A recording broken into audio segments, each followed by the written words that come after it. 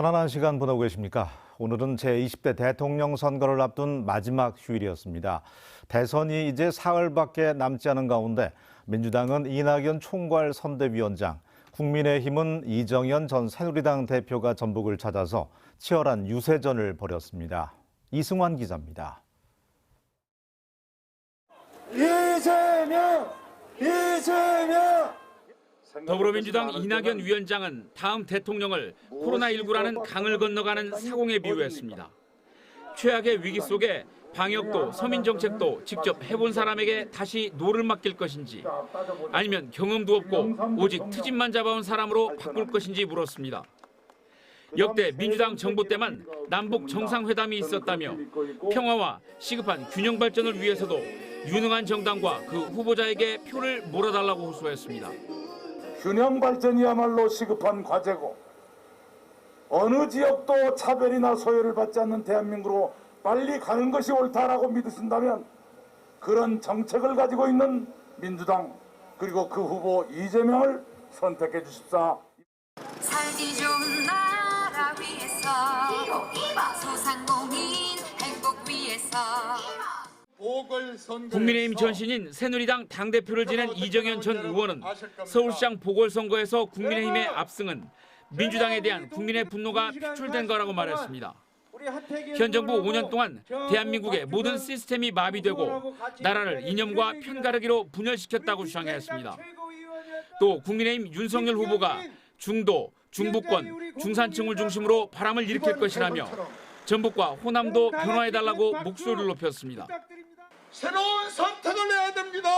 윤석열을 선택해서 국민의 힘을 몰아줘서 국민의 힘과 윤석열과 함께 호남의 새로운 변화의 바람을 가져와야 됩니다, 여러분. 마음을 가장 잘하는 정의당 전북도당도 무주와 전주에서 인파가 몰리는 곳을 찾아 막판 투표 활동에 힘을 쏟았습니다. 정의당은 거대 양당 정치를 극복하고 청년과 여성, 소수자들이 제 목소리를 낼 수 있도록 소신 투표를 해달라고 호소했습니다.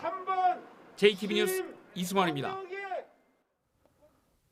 전라북도의 최종 사전 투표율이 48.63%로 집계됐습니다. 이는 전국 평균보다 11.7%포인트나 높아서 전남의 51.45%에 이어서 두 번째입니다. 지난 대선 때보다 16.9%포인트, 또 2년 전 총선 때보다는 13.88%포인트가 높은 것입니다.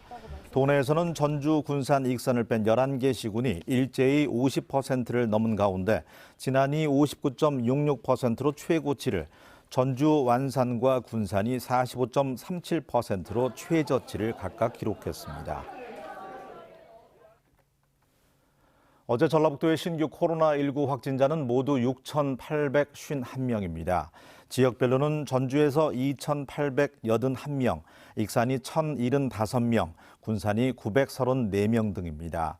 재택 치료자는 28,300여 명, 누적 확진자는 11만 2,900여 명입니다. 전라북도 방역당국은 새학기 학생들의 안전한 학교 생활을 위해서 지역사회가 함께 방역 수칙을 준수해서 달라고 당부했습니다. 전북의 소비자 물가가 또 올랐습니다. 호남지방통계청에 따르면 지난달 전북의 소비자 물가지수는 105.27로 지난해 같은 달보다 3.6%가 상승했습니다. 생활물가지수도 4.3%가 올랐지만 신선식품지수는 2.6% 떨어졌습니다. 품목별로는 휘발유와 경유가 각각 18%와 21.6%로 가장 많이 상승했습니다.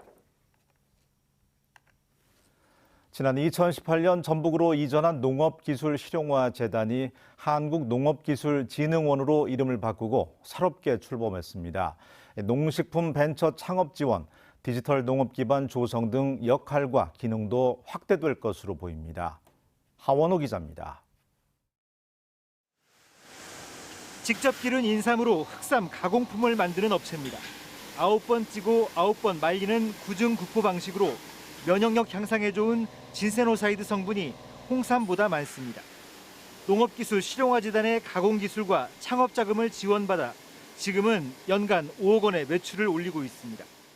우리 같은 소규모 업체는 가공하는 데 힘이 들죠. 실용화 재단에서 기술 이전이나 또 창업 자금이나 또 기계 부분에서 지원 사업을 해줘서 지난 2010년 170여 건이던 기술 이전 건수는 지난해 1,600여 건으로 10배가량 늘었고 이를 통한 농산업체의 매출도 1조 500억 원에 이릅니다.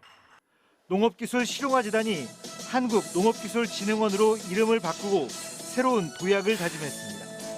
기술 이전을 넘어 농식품 벤처 창업과 디지털 농업 기반 조성, 치유농업 활성화 등 미래 농산업 전반으로 역할과 기능을 확대하겠다고 밝혔습니다. 첨단 선진 기술에 기반한 농식품 산업의 육성으로서 지속 가능하고 경쟁력 있는 농식품 산업 생태계를 활성화 나가는 데 주력하고자 합니다. 농촌진흥청과 협력 체계를 강화해 신규 사업도 발굴해 나갈 계획입니다. 미래 비전 협의체를 구성하여 새로운 비전과 중장기 전략을 수립하고 신규 사업을 적극 발굴하겠습니다. 전북 이전 기관의 역할이 확대되면서 우리 지역의 농산업 경쟁력도 함께 도약할 수 있는 계기가 될 것으로 기대됩니다. JTBC 뉴스 하원호입니다. 대형 산불이 발생한 경북 울진 지역에 대한 소방력 지원이 이어지고 있습니다. 전북 소방본부는 현장 상황과 직원들의 피로도를 고려해서 강원도 동해 현장에 보낸 인원과 장비는 철수시키고 경북 울진 현장은 오늘 밤 차량 8대와 18명의 교대 인력이 출발할 예정이라고 밝혔습니다. 전북 소방본부 대원들은 산불이 주택으로 번지지 않게 방어선을 구축하고 급수를 지원하고 있습니다. 전북의 보건의료 노동자 2명 가운데 1명은 월급이 200만 원 이하인 것으로 나타났습니다. 전북 노동정책연구원이 간호조무사와 물리치료사 등 보건의료 노동자 820여 명을 대상으로 설문조사를 벌인 결과 지난해 기준 월급이 최저임금 또는 200만 원 이하인 사람은 53.9%였습니다. 특히 간호조무사는 73%가 200만 원 이하인 것으로 나타났습니다.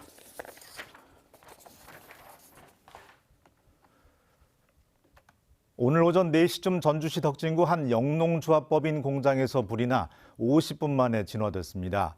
이 불로 다행히 인명피해는 없었지만 공장 한 개 동과 안에 있는 설비 등이 타서 소방서 추산 4,500만 원의 피해가 발생했습니다.